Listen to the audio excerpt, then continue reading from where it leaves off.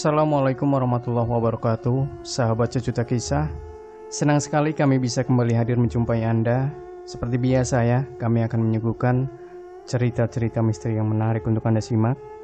Dan kesempatan kali ini kami akan berbagi sebuah kisah nyata misteri yang berjudul Akibat Masalah Dipendam. Karena lokasi pekerjaanku yang jauh dari rumahku, sehingga memaksaku untuk mencari sebuah rumah kontrakan. Akhirnya setelah susah payah mencarinya, aku pun mendapatkan sebuah rumah yang letaknya di ujung gang. Setelah kutanya kepada ibu yang empunya rumah, harganya tidak terlalu mahal, karena ada seseorang yang juga mengontrak rumah itu. Jadi biayanya kami bagi dua.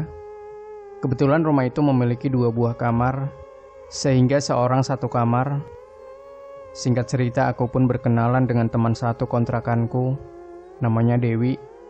Ternyata orangnya pendiam, tidak terlalu banyak bicara.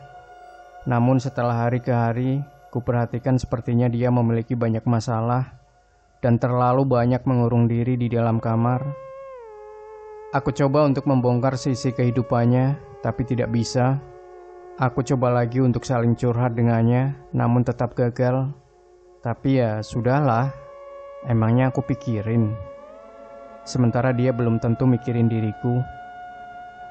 Suatu pagi di saat aku bangun pagi dan kubuka pintu kamar, aku terkejut setelah kulihat ruang tamu berserakan. Kursi-kursi dan meja tidak tertata dengan rapi, seperti ada orang yang bertamu tadi malam. Tapi kenapa aku tidak tahu? Nyatanya aku sangat nyenyak tidur malamnya. Tidak seperti biasanya, pikirku. Mungkin teman-teman Dewi yang datang bertamu, firasatku dalam hati. Sejenak kualihkan pandanganku ke arah kamar Dewi yang letaknya bersebelahan dengan kamarku. Lampu kamarnya mati. Kenapa Dewi belum bangun ya? Biasanya dia yang paling cepat bangun. Mungkin dia kelelahan, sautku lagi. Ya sudahlah, ngapain lagi ku campuri orang lain. Lalu aku pun berkemas untuk siap-siap pergi bekerja. Sore harinya setelah aku pulang kerja, iseng-iseng ku perhatikan lagi ke arah kamar Dewi. Lampu kamarnya masih mati.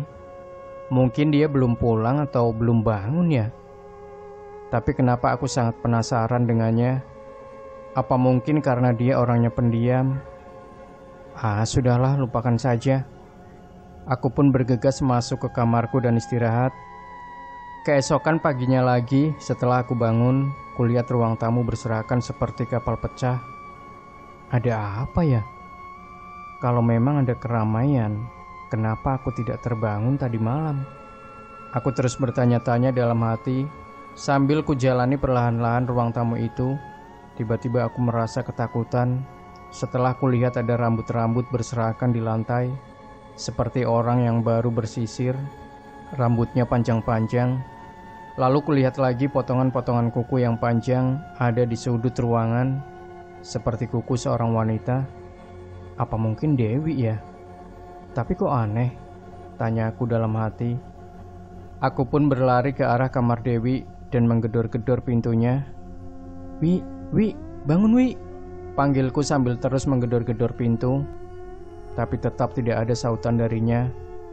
Kuintip melalui lubang pintunya, tidak nampak karena gelap. Seketika bulu kuduku merinding dan aku pun melepaskan mataku yang dari tadi menempel di lubang itu. Lalu aku berlari menemui ibu yang punya kontrakan. Bu, apa tadi malam ada teman-teman Dewi datang ke rumah ini? Tanya aku ngos-ngosan. Loh, semalam? Tadi pagi kan dia SMS ibu, katanya dia pulang kampung, kata ibu itu. Aku seketika deg-degan, darahku mengalir deras, mataku tidak berkedip. Emang kenapa San? Tanya ibu itu membuyarkan keheninganku. Oh gak apa-apa bu, makasih ya bu, balasku sambil berlalu darinya. Sepanjang hari aku terpikir terus mengenai keanehan itu, sehingga mengganggu konsentrasiku dalam bekerja.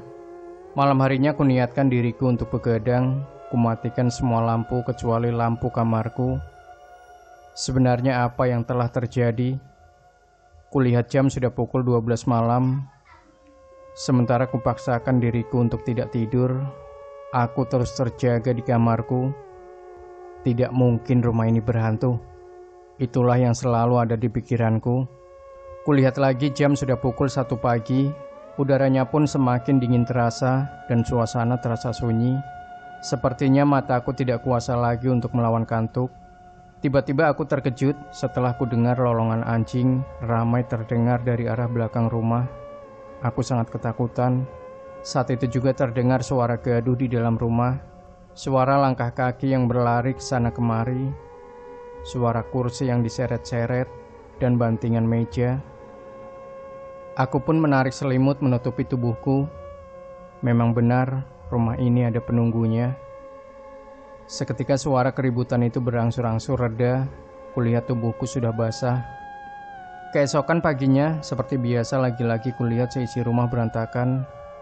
Jejak-jejak kaki berwarna hitam mengotori seluruh lantai dan bau amis. Aku pun meminta nomor ponsel kepada ibu kontrakan. "Halo, benar ini Dewi?" "Halo, halo," tanyaku. Diangkat tapi tidak ada jawaban. "Halo Wi, ini Susan, teman satu kontrakanmu," tanyaku lagi. Tetap tidak ada suara yang menjawab. "Mungkin dia tidak dengar. Coba nanti malam kamu hubungi lagi," kata ibu kontrakan. "Iya Bu," balasku. Malam harinya lagi kuhubungi ponsel Dewi. Sebenarnya aku ingin menyampaikan supaya kami cepat-cepat pindah dari rumah ini. "Halo Dewi?" tanya aku sambil tidur-tiduran di atas kasur. Lagi-lagi diangkat tapi tidak dijawab. Yang terdengar hanya suara hening. Namun lama-kelamaan karena suaraku yang semakin kuat, maka suaraku terdengar feedback dan seperti bergema. Sepertinya ponsel Dewi ada di sekitarku, tapi di mana ya? Setelah ku cek, sepertinya ponsel Dewi ada di kamarnya. Apa mungkin ponselnya tertinggal? Karena penasaranku, maka aku keluar kamar dan menghampiri kamar Dewi. Seketika itu juga aku kaget setelah kulihat pintu kamarnya terbuka dan gelap. Aku berjalan pelan ke arah kamarnya dan bau busuk pun menyengat hidungku. Lalu kuhidupkan lampunya dan aku pun spontan menjerit setelah kulihat tubuh Dewi tergantung dengan seutas tali melilit di lehernya. Matanya melotot dan lidahnya menjulur keluar. Ternyata ia nekat bunuh diri. Warga berhamburan keluar rumah dan beramai-ramai menurunkan jasad Dewi yang sudah pucat dan kaku itu. Ternyata yang setiap malam membuat kengerian di dalam rumah adalah arwah Dewi yang penasaran. Demikian sahabat Sejuta Kisah.